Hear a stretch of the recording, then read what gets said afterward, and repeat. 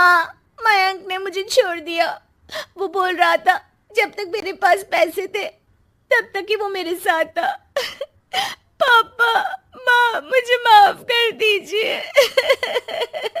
सृष्टि बचपन से ही दिखने में सुंदर नहीं थी, लेकिन अमीर बाप की बेटी सृष्टि पर उसकी माँ जान छिड़कती। मेरी बेटी कितनी प्यारी है, भगवान सबको सृष्टि जैसी बेटी दे। सृष्टि धीरे धीरे बड़ी होती है। एक दिन सृष्टि की सहेली कहती है, तू दिखने में कितनी अजीब सी है, लेकिन मैं जानती हूँ हम सब में सबसे अच्छी शादी तो तेरी ही होगी। तेरे पापा अमीर जो हैं। और बता नहीं सकते यार, दहेज तो हर कोई देता है, ये क्या ज्यादा ले जाएगी अपने पति के लिए? अरे बड़े शहर में कोठी है इसके पापा की। अरे पापा की है ना, कौन सी इसकी है?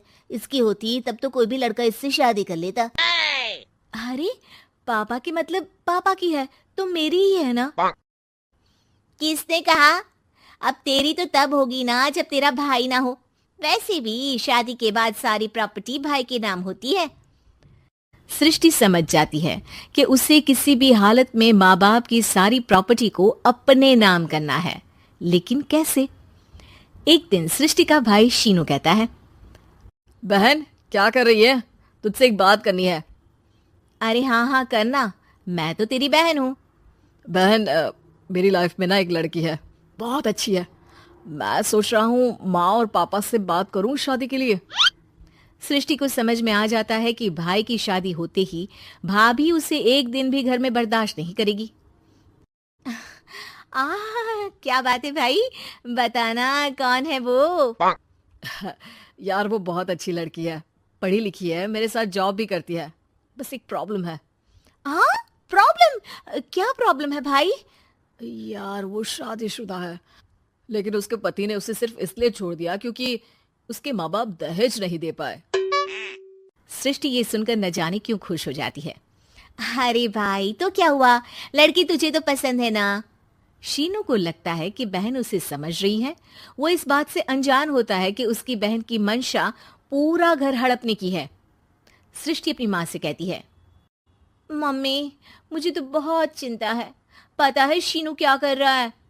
अरे क्या कर रहा है? वो तो काम पर जाता है और वापस घर आता है। नहीं ना माँ, वो यही तो नहीं कर रहा, बाकी सब कर रहा है। आपको पता है उससे प्यार है, और वो भी एक शादीशुदा लड़की से। ये क्या हो गया? मैं सोसाइटी में क्या मुंह दिखाऊंगी? अरे तेरे पापा तो यही कहेंगे कि मैंने ही उसे बिगाड़ दिया है। माँ देखो, मेरी बात मानो, पापा पर भी विश्वास करने की जरूरत नहीं है। अब आप ही बताओ, पापा इतनी देर घर के बाहर रहते हैं क्यों? बोलो। अरे बेटा वो तो नौकरी करते हैं ना। तू बहुत भोली है माँ। पापा का ऑफिस तो 7 बजे खत्म हो जाता है, लेकिन देखो कितनी देर से आते हैं। अरे नहीं नहीं बेटा, ऐसी कोई बात नहीं है। सृष्टि माँ को एक औरत से बात करते पिता की फोटो दिखाती है। देखो माँ, कैसे हैं पापा?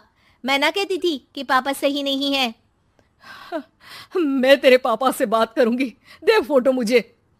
ओ माँ, वो तो डिलीट हो गई। लेकिन चल, तूने तो देख लिया ना, पापा से बाद में बात कर लेना। और हाँ, मेरा नाम बिल्कुल मत लेना। हाँ माँ। अब क्या था, सृष्टि के माँ और पिता के बीच झगड़ा होना शुरू हो जाता है। सृष्टि के मन में क्या चल रहा था कोई नहीं जानता था। एक दिन, माँ सृष्टि के लिए एक लड़का देखा है, वो लोग शाम को उसे देखने आने वाले हैं। और हाँ माँ, एक खुशखबरी, मैं और पापा मिलकर एक नया बिजनेस ट्राई कर रहे हैं। शाम को लड़का आता है, सांवले रंग का। सृष्टि को तो बिल्कुल भी पसंद नहीं आता।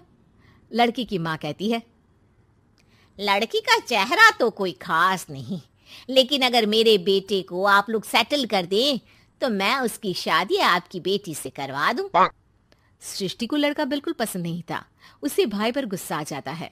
लड़के वालों के जाने के बाद कहती है, माँ देखा, शीनू मेरे लिए कैसा लड़का लेकर आया, न दिखाने लायक न सुनने लायक, सेटल भी नहीं, वो भी हम करे।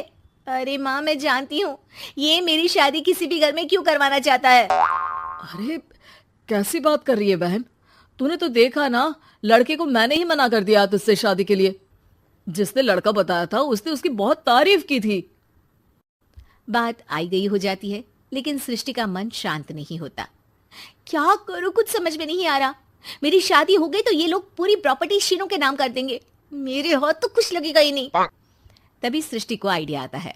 वो किसी वकील को फोन करती है। जी देखिए, अगर आपके मम्मी पापा का तलाक हो जाता है तो आपके पिता की आधी प्रॉपर्टी आपकी माँ के नाम हो जाएगी, फिर उसे वो किसी को भी दे सकती है। सृष्टि अब माँ को बेटे के खिलाफ भरती है। माँ, शीनू पर नजर रखा करो, वो जिस लड़की के प्यार में है ना वो शादीशुदा है। यहाँ आएगी, सारा पैसा रुपया जमीन जायदाद सब हड़प लेगी। पापा का भी हाल तुमसे छुपा नहीं है। ऐसा ना हो कि मैं और आप एक दिन सड़क पर भीख मांगे। हे भगवान, मैं तो जीते जी मर जाऊंगी अगर ऐसा हो गया तो। ऐसा हो गया नहीं माँ, ऐसा ही होगा। अभी समय है, आगे का सोच लो। मैं तो कहती हूँ पापा से आधी प्रॉपर्टी लेकर अलग हो जाओ।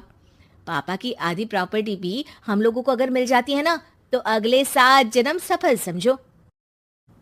बेचारी माँ बेटी के कहने पर पति से तलाक लेकर अलग हो जाती है। सृष्टि अब पैसों से गाड़ी और अपने दूसरे महंगे शौक पूरे करने लगी। उसके दोस्त भी उसके पैसे इस्तेमाल करते। सृष्टि, कल तुम कहाँ थी? मैं सारा दिन घर पर अकेली थी। तो मैं क्या करूं? मैंने ठेका तो नहीं लिया है ना तुम्हें संभालने का। माँ को सृष्टि से ये उम्मीद नहीं थी। वो बैठकर रोने लगती है। वहीं उसका पति यानी कि सृष्टि के पिता आ जाते हैं। मैं जानता था कि तुम्हारा यही हाल होगा, तो आपने मुझे रोका क्यों नहीं? मैं रोकता तो तुम रुकती क्या? सृष्टि के कहने पर तुमने मुझ पर अपने बेटे पर शक किया, लेकिन तुम ये भूल गई कि कैसे हम दोनों ने मिलकर जीवन में इतना सब खड़ा किया। माँ पति के गले लग जाती है। मुझे माफ कर दीजिए, मैंने आपकी कमाई का एक बड़ा हिस्सा गवा दिया। कोई बात नहीं, तुम साथ हो तो मैं ऐसी 7 प्रॉपर्टी खड़ी कर दूंगा। तभी वहां सृष्टि आ जाती है रोते हुए। माँ, मयंक ने मुझे छोड़ दिया। वो बोल रहा था जब तक मेरे पास पैसे थे तब तक ही वो मेरे साथ था। पापा, माँ, मुझे माफ कर दीजिए।